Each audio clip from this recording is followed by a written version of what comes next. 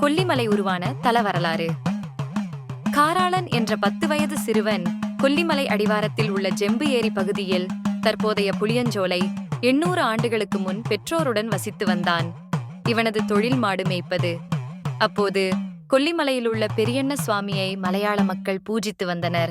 அவர்கள் விசேஷமாகச் செய்யும் பூஜைகளில் குறிப்பிட்டவர்களைத் தவிர மற்றவர்கள் பங்கேற்க அனுமதிப்பதில்லை. மலையாள பூஜாரியார் மகனும் காராளனும் நண்பர்கள்.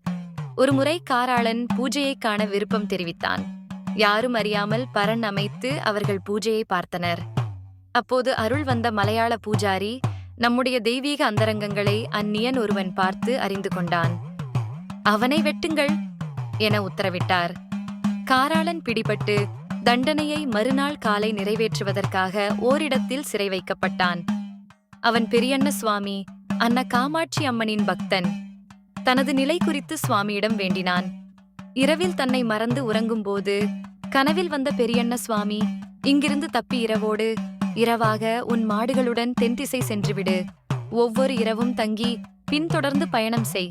எந்த இடத்தை விட்டு மாடுகள் போகாமல் சுற்றி வருகிறதோ அங்கு நான் கோயில் கொள்வேன். அந்த இடத்தில் நீயும் உன் சந்ததியினரும் எனக்கு கோயில் கட்டி பூஜை செய்ய வேண்டும் என்று கூறி மறைந்தார்.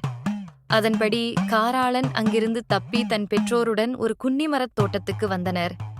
அங்கே மாடுகள் சுற்றி சுற்றி வந்தன.